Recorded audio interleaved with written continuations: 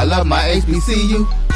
And boy, I love it, love it. I love it, love it. I love my HBCU. And man, I hope my team they won one. I hope my team they won one. Yeah, man. I hope my team they won one. I hope my team they won one. I tune into the HBCU Sports Lab to see if my team won or lost. If they lost, I'm quiet as a mouse. But if they won, keep tab. I'ma do the dab, yeah. Dr. Cavil, he know what he be talking about. Mike and Charles, they know what they be talking about. They compress the analytic data with the hip hop. If you know them like I know them, they gon' tell you if your team, if they won or lost, and who the ball. So listen to Professor, yes sir, and pay attention, cause he gon' teach a lesson. This is Dr. Cavil with Inside the HBCU Sports Lab with Mike Washington, Charles Bishop. Mike Washington is still out on assignment. So I have none other than Charles Bishop and Bryan Fulford. We're going to give you your lab today. We will change that last segment. We'll talk a little bit of football, but we'll also give you some major division grades. We'll ask these professors, Professor Bishop and Professor Fulford, to give me their grades for the major division. We did grades for mid-major division. We'll tell you who's setting the curve, who's behind on the curve, who just gets those plain old C and just trying to see their way out to class. We'll let you know what that looks like. That's kind of hard in the sporting context. I don't know about them folks to just see their way through it, but we'll see if it makes sense, if any of these can give us an answer with that. First segment, we'll give you some news, and we'll get some key top 7 matchups, mid-major, major division, and we'll see where the rest of the show goes from there, because these guys will find a way to get their own points around and do what we do on the show. With that being said, welcome to episode 562 of Inside the HBCU Sports Lab radio show and podcast, the show that's covering the sporting HBCU dash for all things HBCU sports for institutions large and small. From NAIA to the NCAA, we share insights and information on the HBCU sports culture, HBCU athletic aesthetics, to facilitate the story of HBCU athletic programs and the business of HBCU sports. I'm your host, Dr. Kenyatta Cavil, along with my co-host for the day, that is Charles Bishop and Bryan Fulford. You know, we're filming from our home studios, as you can see, sending a signal live, as we always do. Case Wade's 12:30 a.m. studios with the Texas Radio Hall of Famer, that's multi-Hall of Famer, in the beautiful home of Texas Southern University from Houston, Texas. As you see, midterm grades and evaluations. We'll say that to a little bit earlier. That's just a tease for now. With that being said, Charles Bishop, how you doing? See, I see you back into your Jackson State clothes. I was just kind of giggling. I'm like, wow, Bryan looks rather FAMU-ish over there. So what are we previewing next week? Getting ready, Charles. Getting ready for you. Getting ready for you. We coming, baby. We coming. Bryan, how you doing? You looking a little FAMU-ish today, too. You hid up into your FAMU closet as well, I see. I did. There's no point. Look, Charles and I are thinking the same. It's all about like, forget about midterms. We want the first test afterwards. Oh, man. Hey, I didn't even know. We got a week. Let us get some games in it. All right, look, I'm gonna act like I'm prepared. That's all I'm gonna tell you. I'm gonna act like I'm prepared today. I like that. Today's episode of Inside the HBCU Sports Lab is sponsored by THG Agency. THG Agency is a company that provides sporting, educational, consulting, and data analytics. With that being said, I'm going to go back to you, Charles. What's some of the news of the day? Yeah, let's take a look. Let's switch it up a little bit. Let's look at the weekly volleyball honors in the MEAC. Coppin State's Takia Stafford was named the MEAC Player of the Week. Delaware State's Paige Aquillo was named the Rookie of the Week, while Howard's Leah Reeves was earned the Setter of the Week honors, respectively. And Coppin State's graduate Sophia Bertoli Meteor was named the Defensive Player of the Week. Let's take a look at some of their stats. Well, we take a look at Stafford. She was tallied 3.57 kills and 3.71 digs per set, with a match high 12 kills paired with 10 digs against South Carolina State. She added 13 kills and a match high 16 digs in her 4-set win over North Carolina Central. Stafford collected 2 service aces and 4 blocks to complete her stat line. Kelwell, she recorded 27 assists in the weekend split for the Delaware State Hornets against Howard. She recorded 12 assists with 6 digs, followed by a 15-assist, 9-dig performance and a 3-0 victory over Norfolk State.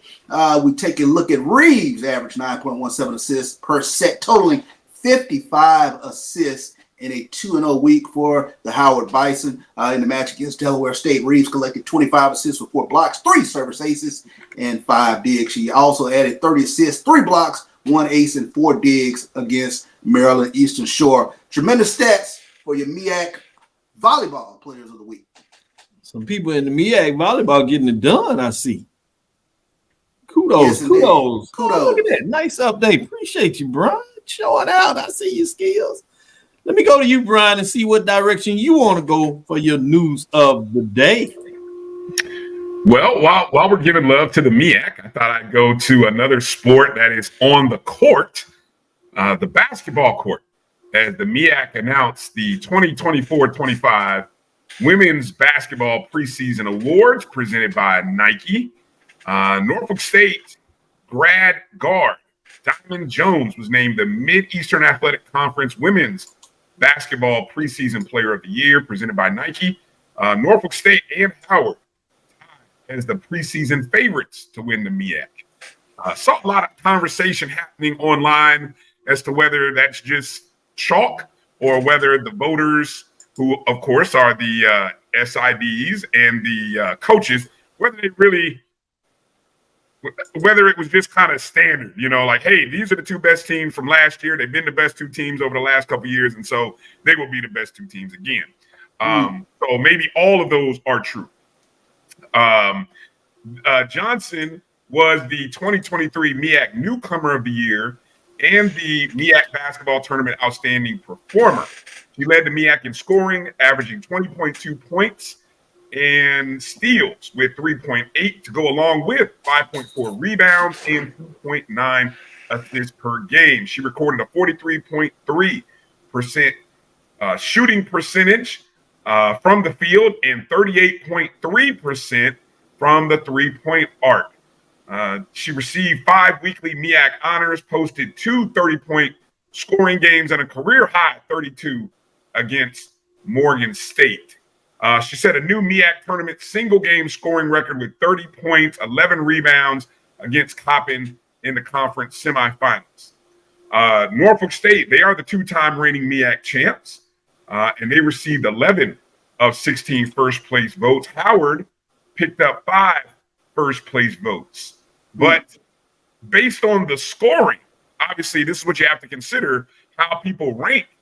The scoring actually came out the same. So even though Norfolk State had more first place votes than Howard, what that to me means, that means Howard was probably your consistent number 1 or 2, while Norfolk State, some people had them ranked 3rd, if I'm just kind of thinking about how the math usually went there. So also coming in number 3 preseason rankings was Coppin State, North Carolina Central with 1 point behind them at 4, Morgan State in 5th, Maryland Eastern Shore 6th, Delaware State 7th, and South Carolina State 8th. That's your women's MEAC preseason predicted order of finish. I like it. Good stuff. While we're talking a little bit about basketball, give you a shout out. I know a couple of weeks ago or so you had the women's basketball coach on ONG Strike Zone, and I want to give them a shout out. They had that matchup against Howard to kick things off. I like the idea that you get some of that MEAC SWAC matchup. I know for FAMU that goes back to the day when they had some key matchups in the MEAC, but now we get a little bit of that MEAC SWAC matchup in love. I love to see those crossovers. Usually I'll do a rundown and keep a record if we have and how many crossovers we have, whether it's on the men's and women's side. Charles really enjoyed that last year. SWAC had the edge on the men's side, and I think it was end up being even on the women's side, not as many games being played. But it was fascinating to kind of keep up with that and see how things were shaking up. So as we get a little more time, you get more in basketball, we'll have those talks and tell you about key matchups. But thought it was a great opportunity to share that. With that being said, let me go back to you, Charles. hot and heavy. What else you got on your mind? Let's take a look at the HBCU football attendance. We'll take a look at the top 3 from last week. We start off Florida A&M and Alabama State. They had 33,000 at that Alabama State homecoming. Southern versus Nicholls State. Southern home game 17,000, and the Gulf Coast Classic, Alabama A&M and Jackson State, they had 14,000 at those games. So those were the top 3 HBCU football attendance games from last week. Oh, pretty good. When you look at those attendance games, interesting. I always like to know just how things are going.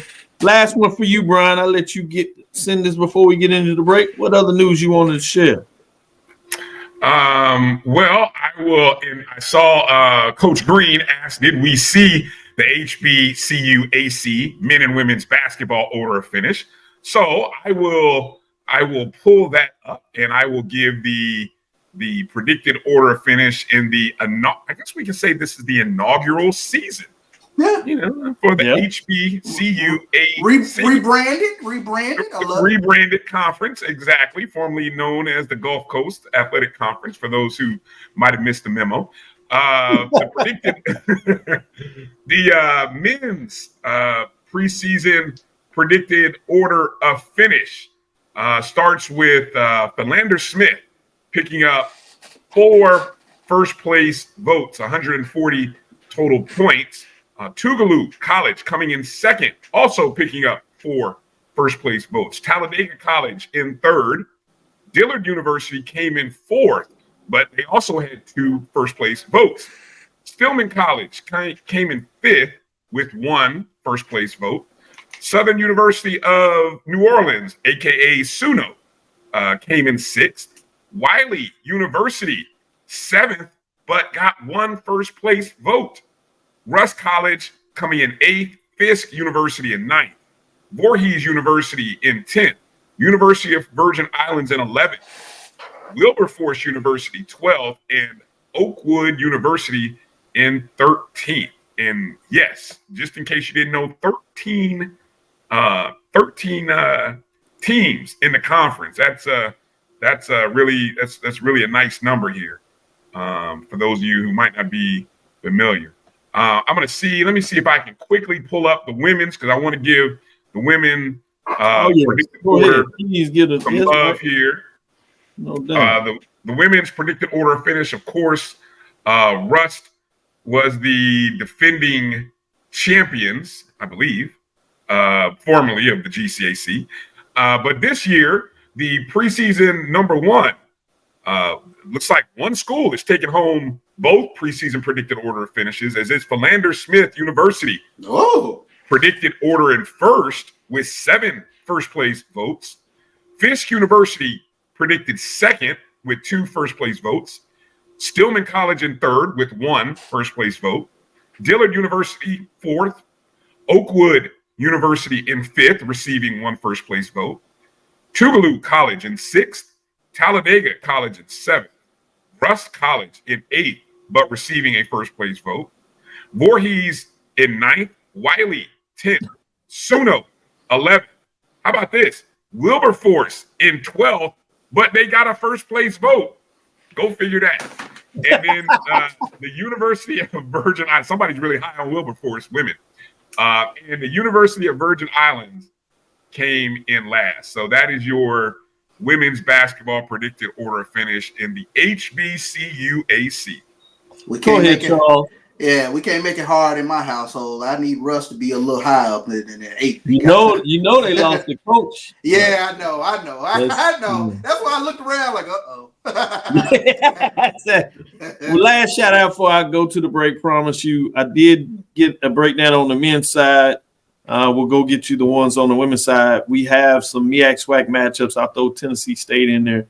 You got Alabama A&M that has some matchups. You got Alabama A&M at Tennessee State, and then you have South Carolina State at Alabama A&M. South Carolina State ends up playing 2 SWAC schools while they're on the road in terms of the Alabama A&M matchup.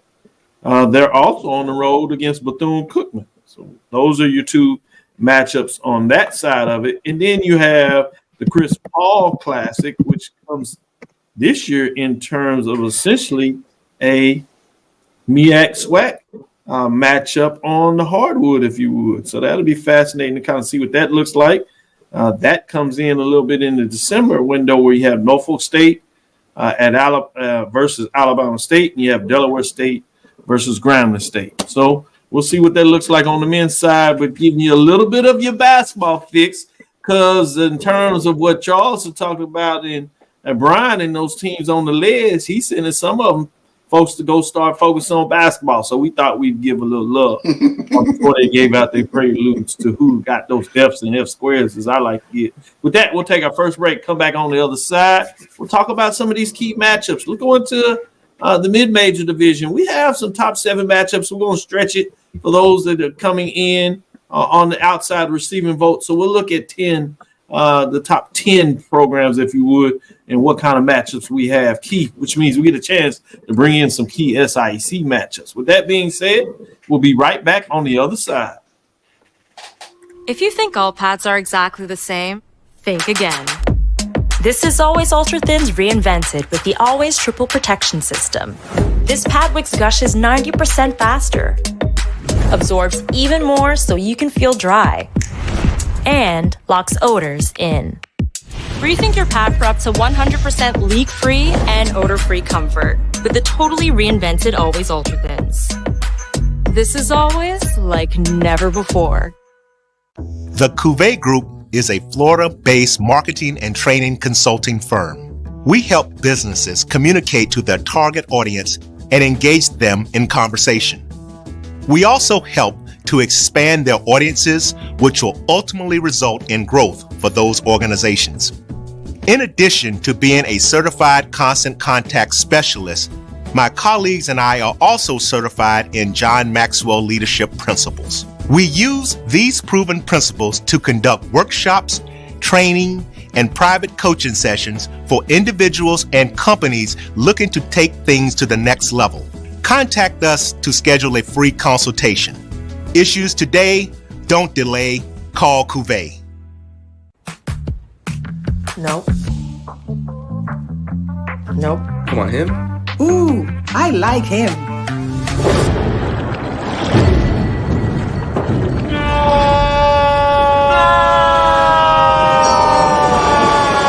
Quick, the quicker picker-upper. Bounty picks up message quicker, and each sheet is 2 times more absorbent so you can use less. He's an 8. He's a 9. Bounty, the quicker picker-upper. This is Bryan Fulford. AD Drew and I are co-hosts of the BCSN Sports Lab. We talk about all things related to HBCU athletics. From the games, teams, coaches, and fan interest stories, we cover it all. You can find our shows on Facebook at BCSN Sports Lab, YouTube at MyJBN Online, and everywhere you listen to podcasts like Anchor, Spotify, Google, and Apple Podcasts. You can also find the show on the Jericho Broadcast Network's app. Make sure to download. We look forward to you joining the conversation and being a part of the show. Compress the analytic data with your hip hop. If you know them like I know them, they gon' tell you if your team, if they wanna lose, and who the ball. So listen to Professor, yes sir, and pay attention, cause he gon' teach a lesson. This is Dr. Cavil with Inside the HBCU Sports Lab. Let's look at some of these key matchups. CIAA is where all the action is. We will get back to get your SIAC. Let's get into the CIAA matchups this weekend. The first one, I'm going to go with the number 1 ranked team, Johnson C. Smith.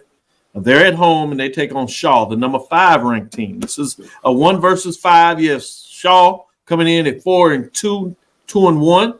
And you have the Golden Bulls, as you know, they're undefeated, the lone undefeated HBCU program. They are 6-0 and 3-0 in terms of the conference race. We get into the back part of the schedule where you start to see what formerly was divisional matchups between what we had known for years as the Southern Division. But for everybody to recall, we looking at the top 2 teams. The top 2 teams that finish in the matchup will play for a championship regardless of where they would have been if they were looking at in division. So let's get in that first one. Shaw Bears, number 5, on the road at the number 1 ranked Johnson C. Smith Golden Bulls. Those Golden Bulls, as we released our polls, 5th consecutive week, 7 first place votes as they add 2 coming into this week, 198 points. as Shaw has 136. Charles, what are your thoughts between this matchup against the pesky Bears? Shaw Bears have turned the page, but we now see the Golden Bulls of be for real. Did we get an upset in this matchup with 5 finding a way to go on the road and take down number 1? Or would Golden Bulls continue to get it done? Do we get an upset? I think you touched on it. The pesky Bears, especially when you take a look at what Shaw is able to do on the ground. They're one of the top rushing teams in the CIAA. Trevon Tinsley coming off of a big game last week against Bluefield State. He's second in the CIAA in rushing, 5.7 yards per carry. But guess what? He's going up against the number 1 defense in the CIAA. Johnson C. Smith only surrendered 11 points per game. I like Johnson C. Smith at home. I think the Bulls keep it going. Oh man, I'm sorry about that, Charles. I pushed up a week. I'm looking. Yeah, I was about to say. I was looking too. I just went with it, Doc. I was like, "Ooh, is that the matchup?" Okay, Doc, I know what it is, Charles. Charles, he's looking at us, and he's already ahead on October 19th as well, Charles. That's what it is. He is already on October 19th along with us. I was shifting in my head already, like, wow. Well, you gave us a little cheat code for next week. We'll see gave you a cheat code for next week. Yeah.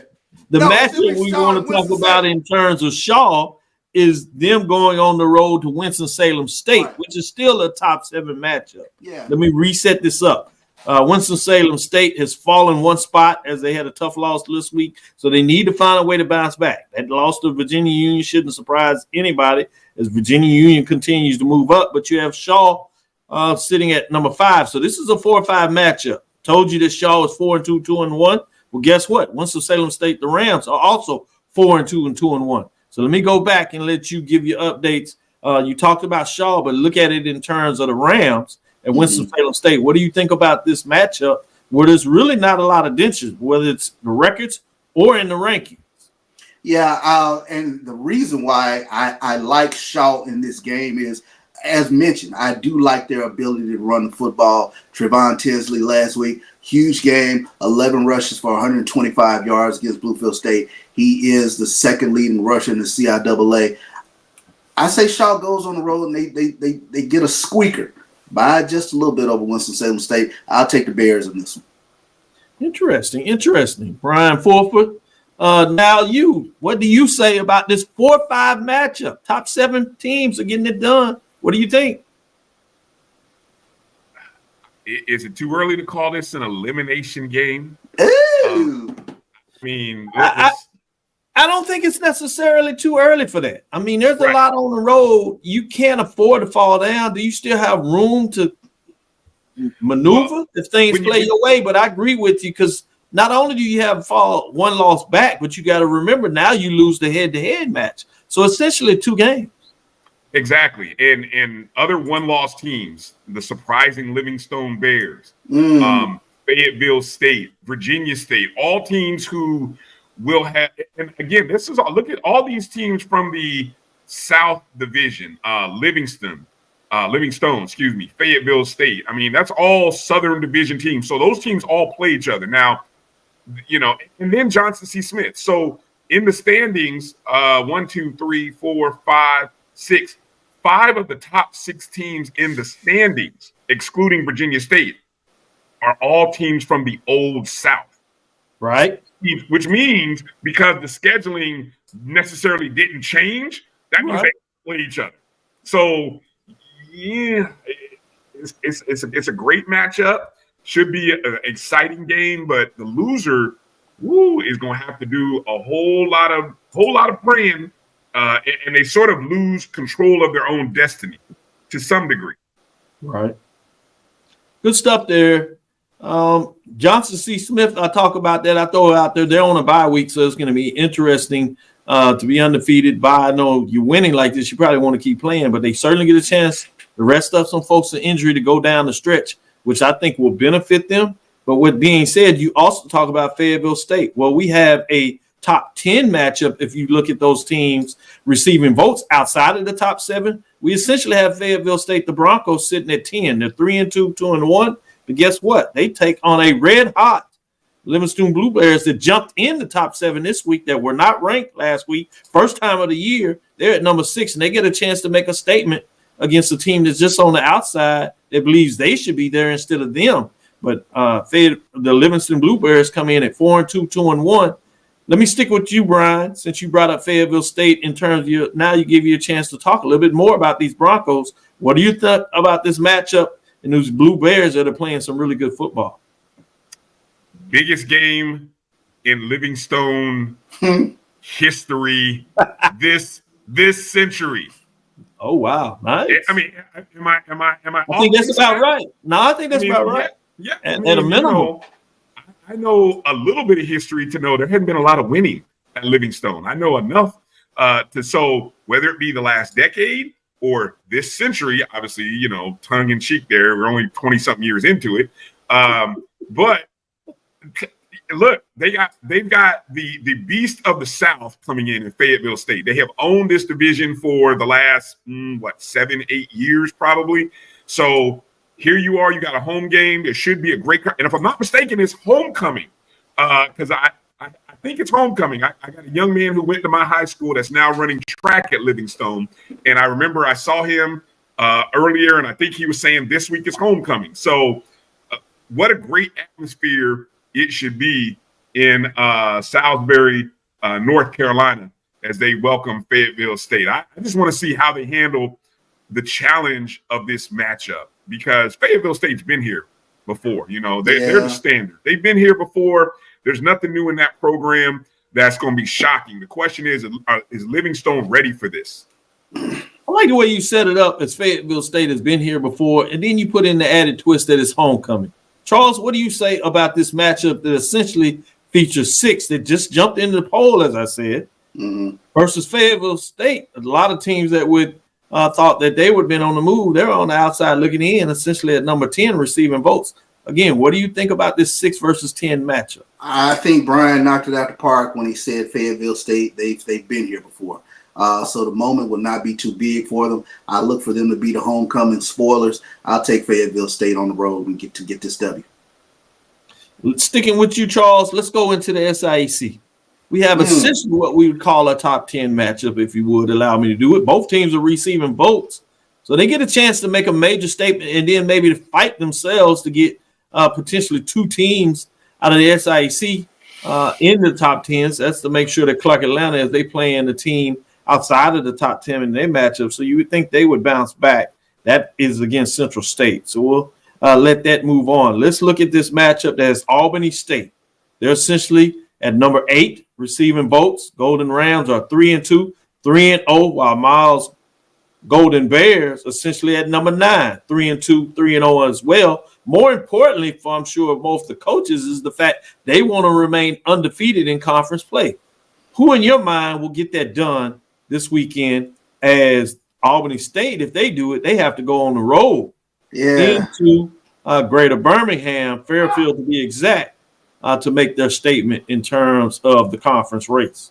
This is going to be a tough one. Especially on the road at Miles, but I like Isaiah Knowles, Albany State. It's a quarterback. Coming off a big game, 15 of 20 last week, 372 yards, 6 touchdowns. You got to ride the hot hand. I'll go with Albany State in this.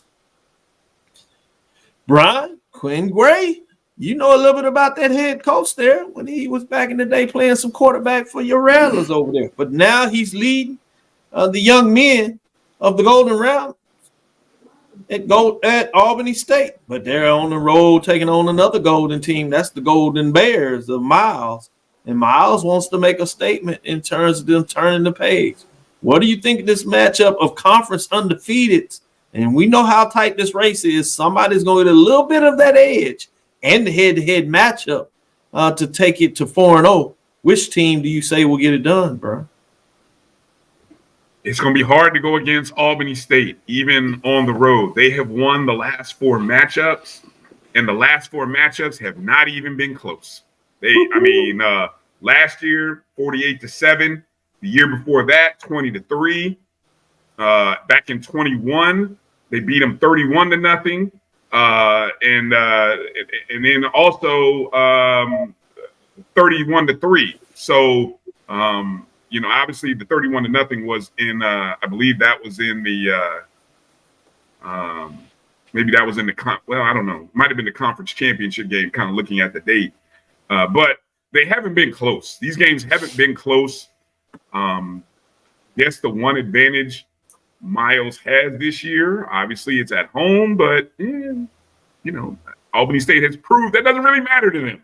So I'm gonna ride with the Rap. I'm gonna ride with Quinn Gray and the Golden Rams on this one, keeping the streak alive and adding their 5th consecutive win over Miles, which would leave one unbeaten team in the SIAC standings. Good stuff. Good stuff. Let me tease one more out of there and just get your thoughts in terms of what this looks like. I need to know, Clark Atlanta Panthers, they take a long road trip to see Central State, Wilbur Forest. What are your thoughts in terms of what Central State? They're just 1-4, 1-2 in conference race.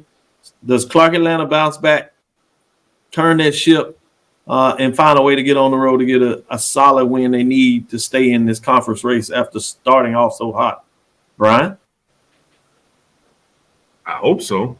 They get off to a good start. Can they have a good first quarter? Yeah, that's it right there. That would be the number one thing. Whatever the coin toss is, win the coin toss, take the ball, and try to score early. If I'm Coach Keaton, and set the tone with your team and let your team know that, hey guys, we can't continue to play with our food at the table. And so, we got to go to Wilberforce, Ohio. It's a business trip. How they handle a loss. This is the first time this season that they've had to deal with a loss. So getting off to a good first quarter will be a good tone setter for Clark Atlanta. Charles, what do you say about the Marauders? What are they going to do this weekend? Can they do the upset and just knock Clark Atlanta Panthers off the wheel? Or are Panthers going to be like, no, we've done this. We're here. We're 4-1 and one with the top. 3-1 in the conference race. It's time to let folks say, we slipped up here. But y'all going to have to deal with us the rest of the season. Yeah, it's one of those rare games last week where I saw, David Wright, who normally has 30-plus pass attempts, where he wasn't in the 300-yard range. So that stat just kind of jumped out at me. He had, I think he went 28 of 43, only 201 yards. So whatever the game plan was, that was a great game plan, but I look for him to bounce back this week. I look for Clark to go on the road and get the win up there at Central State. Good stuff. Let's take our next break. We'll come back on the other side and look a little bit at the major division. No real top 10 type matchups, but we have some key games to keep your eyes on, particularly in the SWAC Western Division. They're going to go a long way in telling us who's going to get the edge. I think this goes down in the last week, so we don't want to get too much into it, but somebody's going to get a chance to make a big statement and make themselves feel a little more comfortable. 3 teams to be exact out of the Western Division are going to at least be able to come back smiling as they make a conference win in the statement in the Western Division. We'll talk a little bit about that. We'll talk in how did you get you prepared on MEAC or SWAC game in terms of move forward. So let's take this next break and come back on the other side and talk about it a little more. Choice Hotels is a family of brands that helps you get the most for your money so you can be any traveler you want to be. You could be a free hot breakfast hero at a comfort hotel. Yes! That's how you waffle. Mr. This script got a plot twist at a Radisson hotel. A business big leaguer. Go for key. Even the ultimate pool float inflator. With 22 brands and the best value for your money, Choice Hotels has a stay for any you. Book direct at choicehotels.com, where travels come true. Gotta get the corners.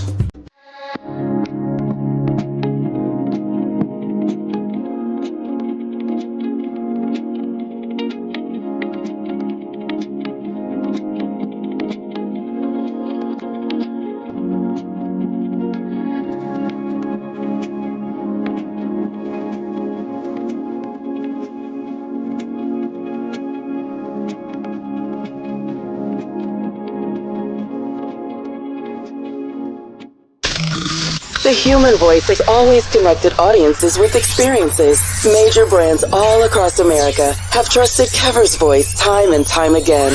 Conversational, powerhouse, intelligent, and sincere. That's the voice you need for your creative marketing process. KEAVERSVOICE.com. Kever's Voice, Kever's Voice, KeversVoice.com. Always on, all the time. Since 2002, Empowerment Resources, Inc., a nonprofit organization, has empowered more than 1,500 youth and adults in Duval and surrounding counties through its programs Journey into Womanhood, Girls Mentoring, Life Skills for Teens, and Parenting Education Coaching. To get involved with programs, volunteer, or donate, visit www.empowermentresourcesinc.org. Follow us on social media, facebook.com/empowerment.resources and instagram.com/empowermentJAX.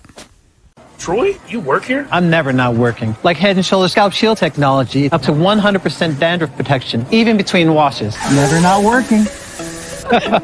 Never not working.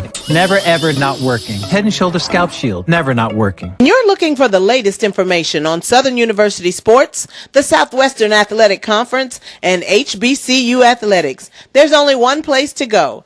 Tune in to the Carlos Brown Show, exclusively on the Black College Sports Network. Compress the analytic data with your hip hop. If you know them like I know them, they gon' tell you if your team, if they want a lot, and who the ball.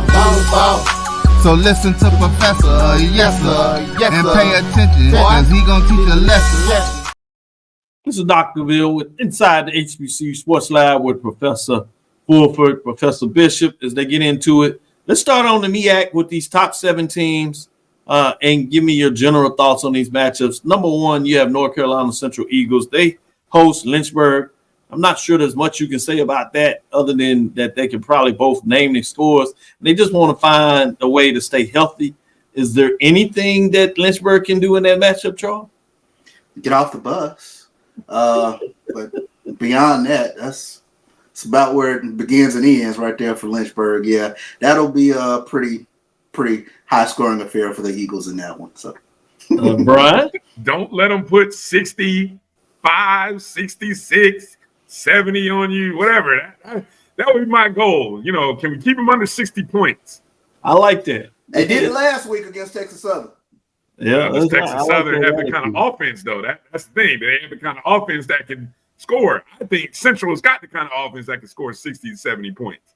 Yeah. Hey, y'all slow down. We're going to get to Texas Southern in a minute. With that being said, you got 2 and 3. FAMU and Jackson State. That's next weekend. So we'll keep everybody teased on that. You see these 2 guys are ready for it, though. And number 4, you have Tennessee State, Eastern Illinois in terms of that matchup. Tennessee State has won 2 consecutive games. They had to come from behind to do it. Eastern Illinois is struggling this year. Tennessee State gets a chance to do a little payback as they went up there and lost, but now they have them at home. Any thoughts in terms of this matchup from you, Bryan, between Eastern Illinois and Tennessee State? Tennessee State gets to host Eastern Illinois. It's homecoming, too, if I'm not mistaken, for Tennessee State. Homecoming, you got First Take coming, you got Cam Newton coming, Stephen A., you got Molly. Everyone loves Molly's. I mean, Molly Curran, not the other. Yeah, anyway, so all that's happening at Tennessee State, right? You can't lose. You can't even have a close game. You can't have a close game. Because what I think is fascinating, this game really sets Tennessee State up to earn a playoff spot because it puts them at potentially 5-2 with, I don't know offhand if they got 11 or 12 games this year, but I think if they can get 8 wins this season, they can probably get into the playoffs. They very well might even be in contention to win this conference. So a huge game. You got to beat the teams that you're supposed to beat. And Eastern Illinois is a team that is 1-5, 0-2 in the conference. You're supposed to beat them. Yeah. Yeah, they have that tough conference loss to Tennessee Tech. South Carolina State beat them last week. But they bounced back, like I said, with 2 conference wins. So they sit at 2-1. They have a non-conference loss to North Dakota State, which everybody will respect, even though it was ugly, 52-3. They have the rest of their non-conference games were against FCS opponents. So you don't get the knockdown in terms of not playing in that framework. So you're right. It's interesting to see what that looks like. But Charles, what do you say about Tennessee State taking on the Panthers? You saw everything and all the celebration that Bryan put on the table. Yeah. So it's certainly a game of interest for many folks for many different ways. But what is your talk in terms of this matchup with homecoming going on? First Take in the building. Yeah.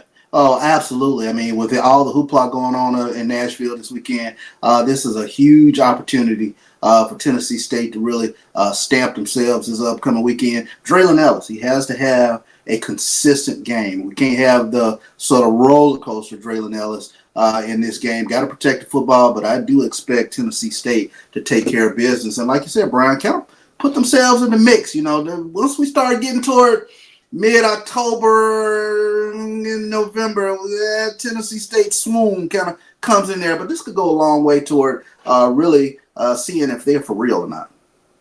Number 5 is Grambling State. And before I do that, Brian, Tennessee State does play 12 games this year to the point that you put out there. So that should help them in terms of getting their full allotment if they do have one slip-up. But you're right. If they can start rolling, and they don't put themselves to get the automatic bid, if they can be right there, play a good game against whoever that top seeded team in the OVC, and maybe fit in that second slot, gives them a better argument to try to make that at-large bid.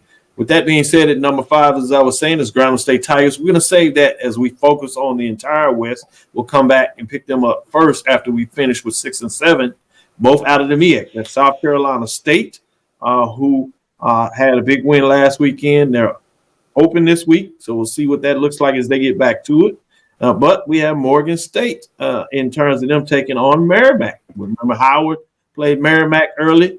Interesting matchup in terms of what took place there in that matchup. Merrimack is just 1-4 in terms of what they're getting done in that matchup. And I take that back. I'm thinking a different team they played that is moving up. They played Howard earlier. But Merrimack is sitting at just 1-4 in terms of their matchup. Dartmouth took it to them in a defensive win, where Dartmouth got them 16-14 in their last matchup. But being that said, any thoughts with Morgan State? Can they get the offense going and score enough? It's not like Merrimack is scoring a lot of points in terms of their matchups. Can they get that win? Non-conference win? Charles? Well, yeah, I expect them to get that non-conference win, but that's the question every week that we'll be asking about Morgan State. Can they have some offense? They showed out a little bit last week, put some points up. Deuce Taylor, big game for Morgan State as far as passing the ball. Let's put it back-to-back together, and let's see what happens with Morgan State offensively. We know they play great defense, but you got to be able to put some points on the board. Brian, what are your thoughts? This will be a close game because, as you pointed out, Morgan State really can't score. And Merrimack, by looking at their recent games, have been a competent defensive team against, FCS opponents. If an offensive explosion breaks out from Morgan State, hey, great for them. But I got a feeling this is going to be a closer game than what people will expect from a 3-3 Morgan versus a 1-4 Merrimack. Good stuff. We won't get into Hampton that's outside of the top 10, as they got a chance to talk about that yesterday with David in terms of those matchups. Brandon even showed up for Tennessee State. Amazing what happens when your team get a couple of wins. You come out the woodwork in your independent program. Shout out to Brandon being able to give some updates on this Tennessee State Tigers. With that being said, Hampton was the other team, as we had our Pirates on there talking about their matchup in that OT loss and how they were just frustrated about being a fan. You shouldn't talk about it. But we'll leave that right there and let Hampton find a way to get it done. Let's talk a little bit about this last matchup. Sacred Heart Howard is just outside of the top 7 receiving votes, essentially at 10. Sacred Heart comes in at 3-3 on the season. They've been able to get it done in a couple of matchups. Can Howard kind of make the statement before they start getting ready to get into conference play? Delaware State beat Sacred Heart 17-15, talking about another HBCU program, just to give you a little love there. Norfolk State lost to them, but it was just 10-3. So Sacred Heart doesn't necessarily put up a great deal of points. Charles, any thoughts in terms of Howard, Sacred Heart? Can Howard get the win in a non-conference? Like you said, Morgan State would. Is Howard coming off a bye? Yes, they are coming off a bye. Now give me a healthy Howard. I like that, Brian. I'll take another close game. I mean, Sacred Heart played Delaware State close, lost by 2. They beat Norfolk State by a touchdown. We've seen Howard struggle against Mercyhurst. So I'm thinking this will be the game's at Howard, right? Yes. I don't know, maybe a 3-point ball game for Howard. They give me no confidence. I have no confidence anymore in some of these teams because they won't put teams away that you're supposed to put away. And either it's because you can't. That's fair. It's either because you can't or you don't take it serious enough to do so. I don't want to think it's the latter. So I'm just going to say that, hey, this will be a close ball game. And I'll take however many points I can get. And we'll go from there. Let's stick to it. Let's shift to that Western Division we talked about. Promised you Grambling number 5. They're against Alcorn State. We know that's an old rivalry. That's between Louisiana and Mississippi. A lot of times we focus on that Southern Jackson State, but this one is just intense in a lot of ways, particularly that folks that follow the SWAC. They understand that. Grambling State comes in ranked number 5 at 3-2, 0-1 in terms of conference play. That 5 overtime loss in the State Fair Classic against Prairie View a couple of weeks ago have them thinking about the focus point on this game. Alcorn is quietly such a thing at 3-3, basically ranked just outside the top 7 at 8 in the poll. So you got a 5 versus 8 in this matchup, but the Braves coming at 2-0 in conference play. Charles, what do you thought on this matchup, top 10 matchup, if you would, in the Western Division? And very important in the Western Division race. Yeah, I think this is one of those games. It does come down to, and it's been my buzzword all season, the consistency of the quarterback play. Is this a breakout game for Miles Crowley? The individual who came into this season, preseason Offensive Player of the Year, still has yet to have a sort of Miles Crowley sort of game that I've been looking for at least. So it's tough going up against this Alcorn defense.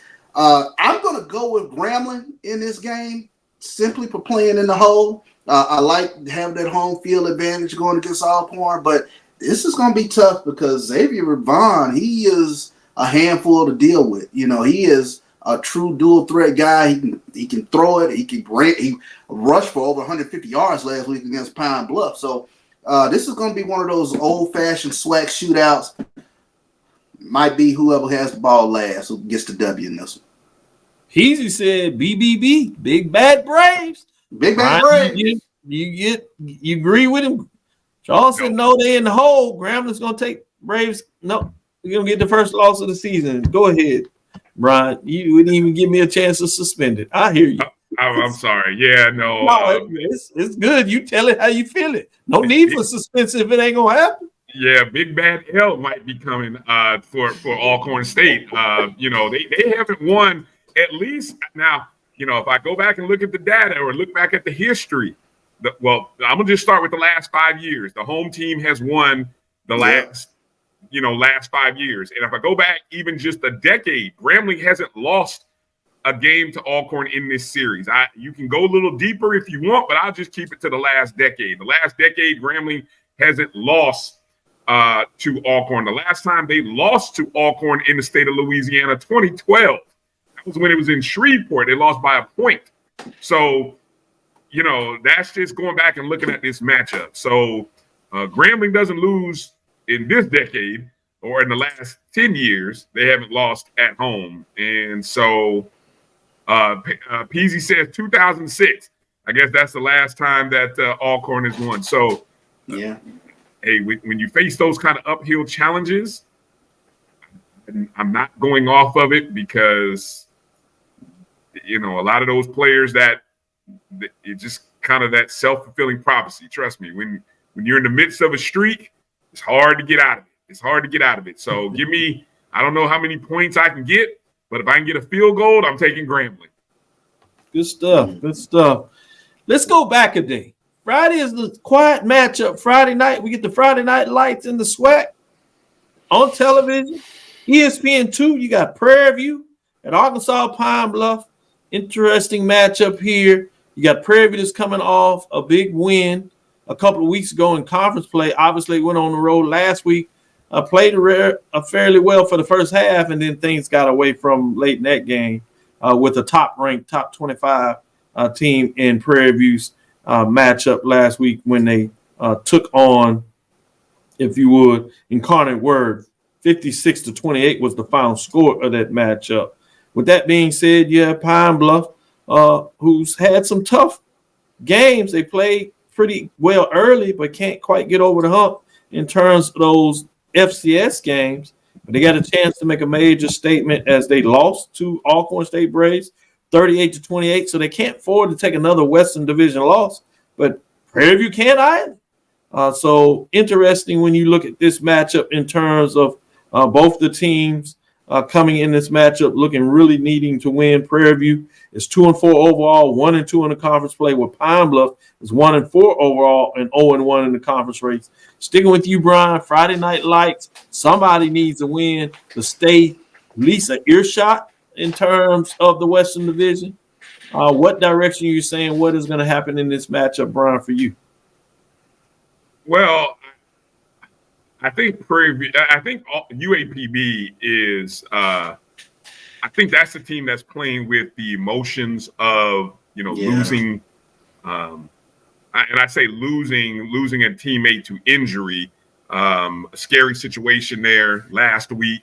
But knowing that I was listening to the coach's press conference and hearing the reports that the young man who was injured on Saturday was walking around and is mobile and seems to be on the recovery stages. So the emotions will be high for UAPB. I don't know what kind of crowd.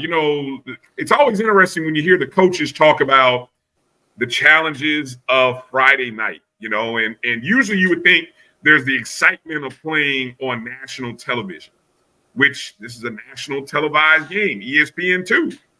But, I know high school football is very big in a lot of states. Arkansas, just like a lot of states in the country. And Coach seemed to really feel like that the attendance might suffer. So maybe that was just an early plea to the fan base to say, hey, we need you. We need you for this game. Show up, be present.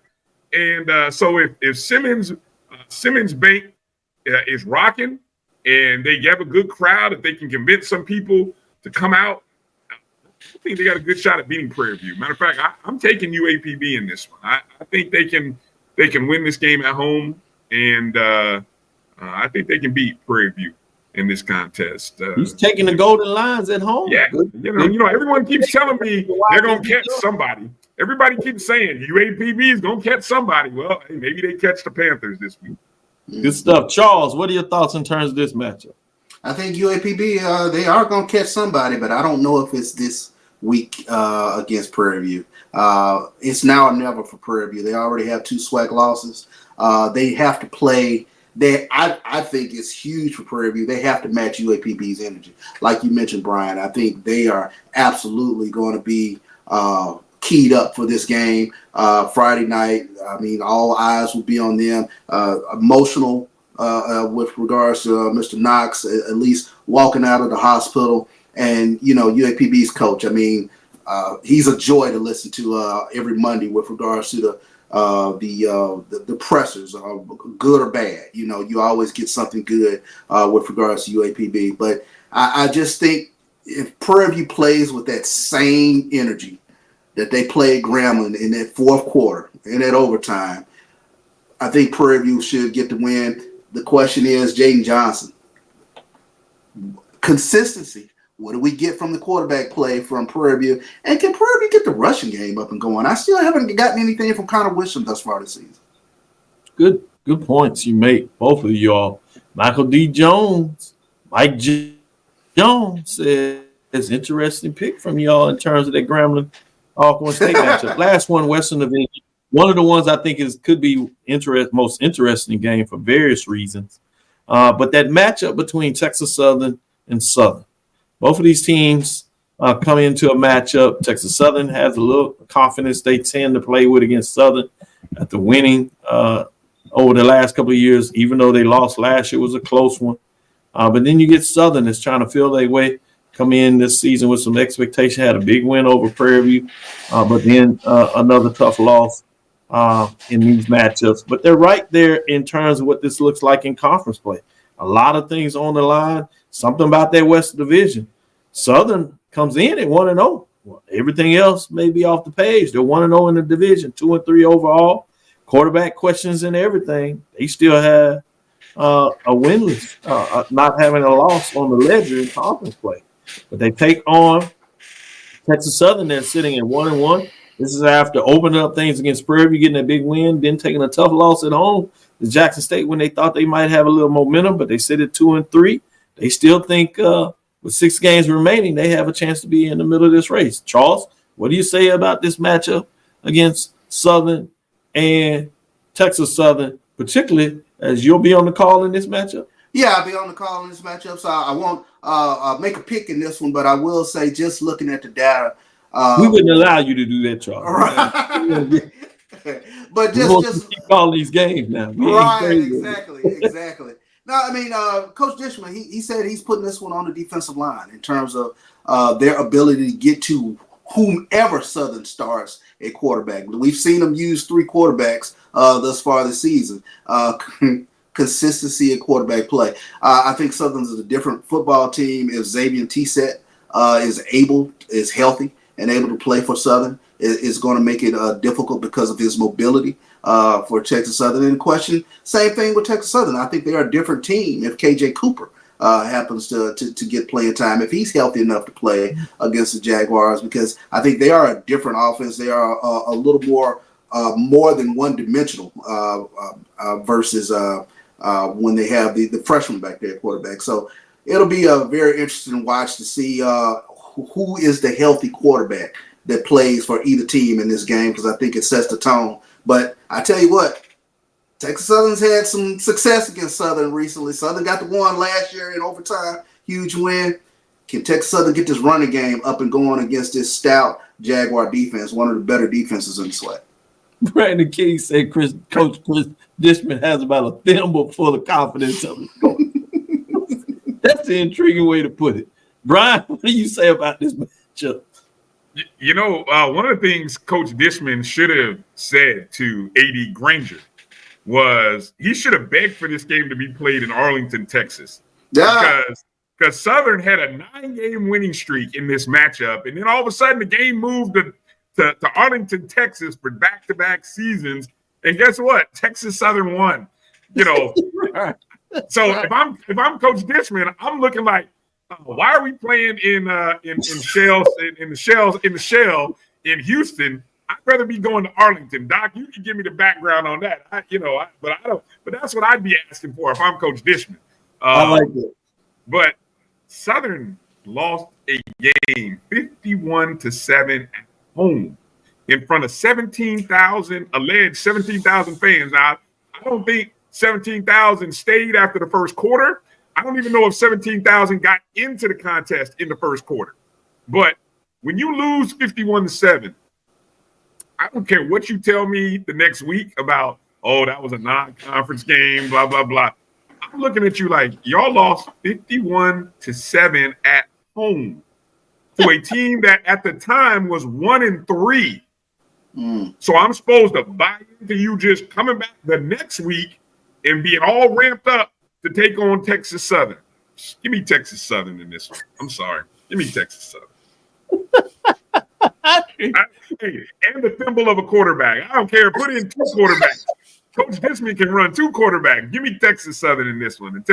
Until Southern shows me, give me a thimble and 2 quarterbacks. Oh my goodness. I love it. I'm not going to get in this matchup, but I wanted to put it out there because Brian said that while you have the big matchup with FAMU and Jackson State sitting at the top of the rankings in terms of what are they getting done, fascinating. They're essentially a matchup between 2 and 3 next weekend. Depending on what happens in Alabama, you have a chance where you'll have 2 0-6 teams facing up at Bethune-Cookman and Valley. Can't find a way on the road to get a victory against Alabama A&M and Alabama State, respectively, in terms of both of them looking not only for the first conference win, but first win overall the season. So that does become a little interesting. With that, let's take our first break. We'll come back and do quick grades on a couple of teams. Those A's from both of these guys and those that are seeing their way, or even those who are getting an F squared. We'll see them get a chance to, at the FCS level, their thoughts on some couple of team grades for this semester. With that, we'll be right back after this last break. Hey, grab me one too.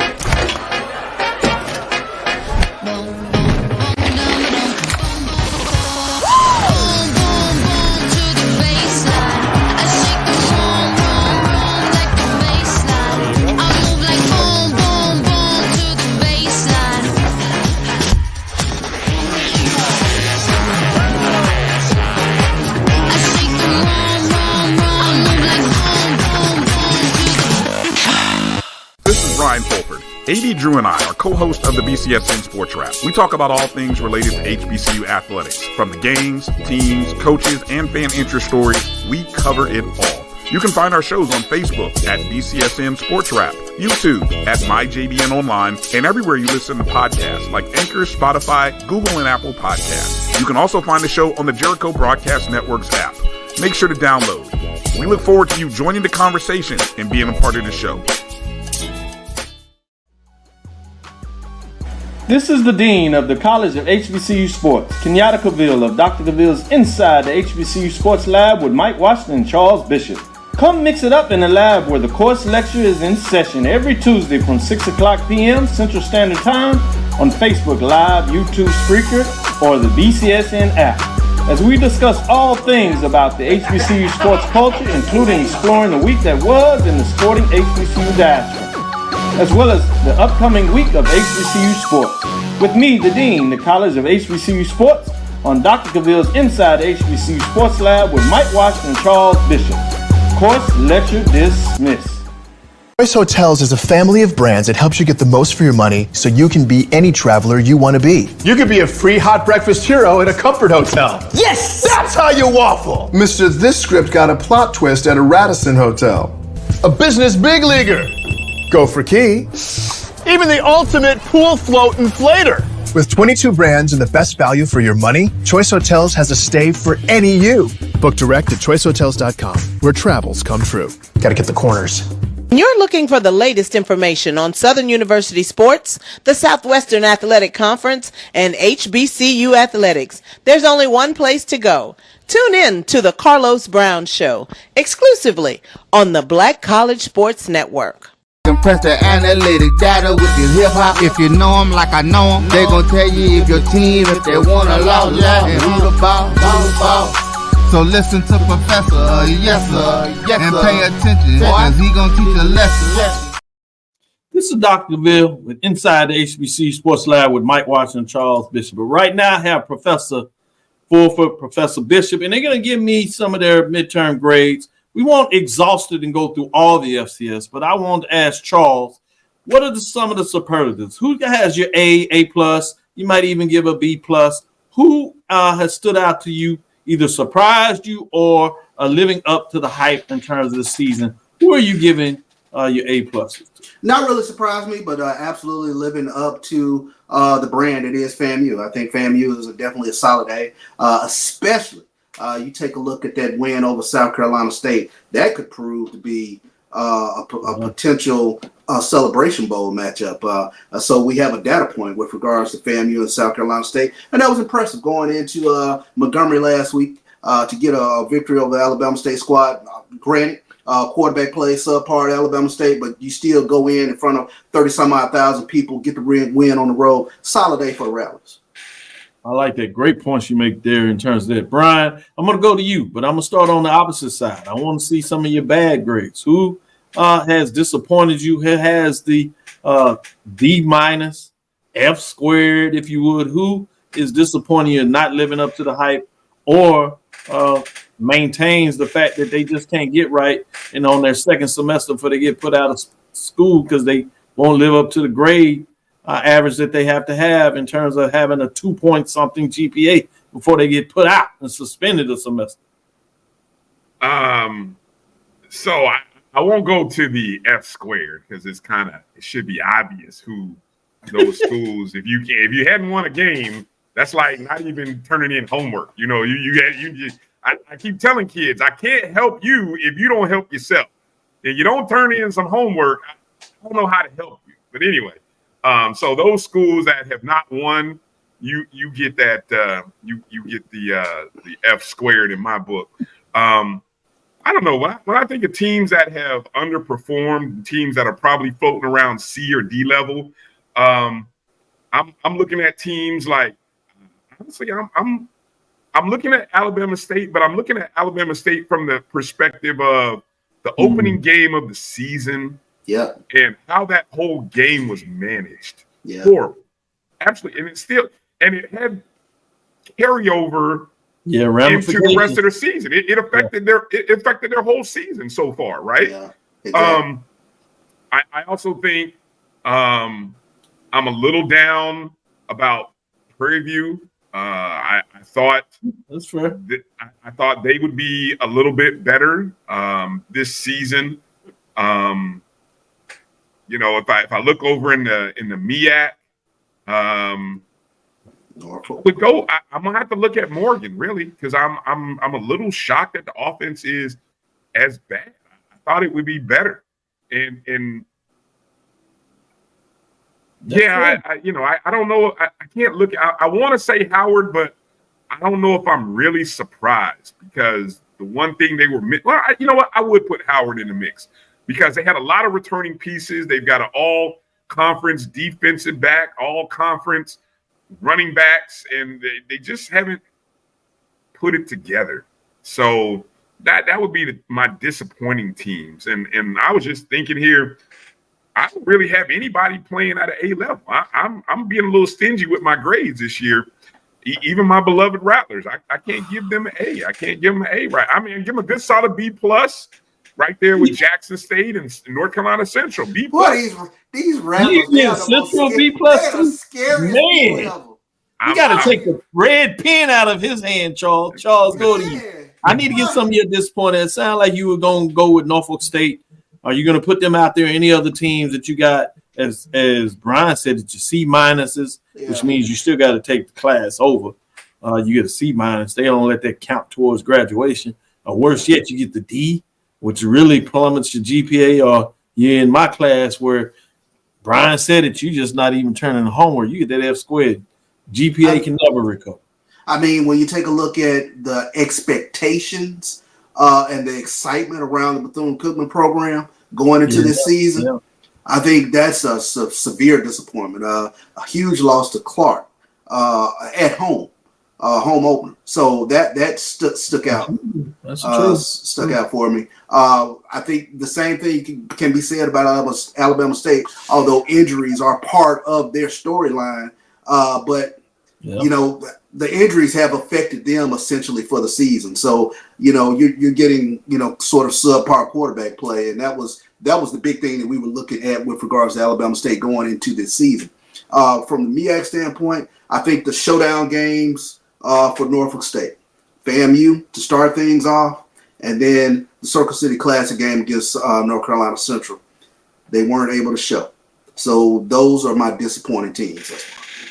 Yeah, I can see. Good points made. Brian, we're going to end it on a high note. Who gets your A? A, you already said you're not giving no A plus.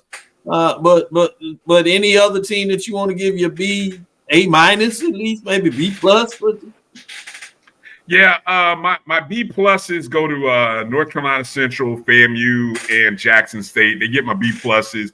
Solid Bs go to South Carolina State and Tennessee State. That gets solid Bs. Everybody else, I need to see more. Why can't fam have an A, Brian? Y'all some scary fans. Well, why can't fam have an A? 2 games where you had to come from behind to win, and then 2 games where you didn't score a touchdown, even though you were within 10 yards of the goal line, and you didn't score a touchdown in 2 games. I don't care that it was Miami. I don't care that it was Troy, but you were 10 yards away and you couldn't put the ball in the end zone. That's disappointing to me. I gotta send some of these quarterback club meetings just to hear the angst. Hey, wait till next week where it really gets Oh my God. Yeah, it was fun. I don't know about this going on this road, Jackson, Mississippi. Thank you for listening to Inside the HBCU Sports Lab. Great dialogue with you two gentlemen. Appreciate you. Make sure you share our podcast with your friends and colleagues. I am Dr. Kenyatta Cavil, the Dean of HBCU Sports, coming from inside the lab in the College of HBCU Sports with Mike Washington, Charles Bishop. Hope you enjoyed the show. Again, we want to thank you for listening to Dr. Cavill's Inside the HBCU Sports Lab with Bryan Fulford and Charles Bishop, as we have Mike Washington on assignment. That's every Tuesday and Thursday at 6 o'clock Central Standard Time. As you know, Sunday at 9 a.m. This Sunday, we're going to go at 9:30 Central Time. I will be in Las Vegas on my way for a convention I have to get to, conference, I should say, for the early part of this weekend with deans across the United States, giving some updates of what it looks like from the education perspective. Again, we want to thank you for listening to Dr. Mills Inside the HBCU Sports Lab with Mike Washington and Charles Bishop every Tuesday and Thursday at 6 o'clock. Again, Sunday at 9:30 this Sunday. We'll give you the updates. We'll let you know what happened in the Western Division. Some of those games in the MEAC, we'll let you know, can they get some of those non-conference FCS wins? And we'll start to set things up Sunday for next week's showdown with ESPNU in Jackson, Mississippi, with the two teams that played in the last 3 Celebration Bowls up to their old-fashioned tricks of trying to make sure they can get back to the Celebration Bowl. One, FAMU back-to-back, or will Jackson State spoil it and find their way back to Atlanta so they can represent and see if they can get it done and host the trophy. We'll see what that looks like. There are some teams on the West Division say, don't forget about us. Yeah, we're mucking it up, but we're going to find a way. Somebody's going to find a way in the championship game. We'll see what we can do about it then. With that being said, the road to Atlanta, you start in a couple of weeks. You get the rest of the MEAC as they get into it. You see the CIAA and SIAC. It's showtime. You have Tennessee State out there trying to make a bid for FCS playoffs in the OVC Big South Championship. Even Hampton says, hey, we're sticking around. We're playing some football. We'll see if we can get it done.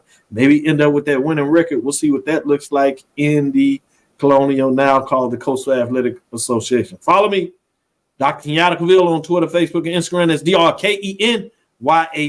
Yes, I call it Twitter because I can. Inside the HBCU Sports Lab 1 on Twitter as well, Facebook and YouTube. Inside the HBCU Sports Lab.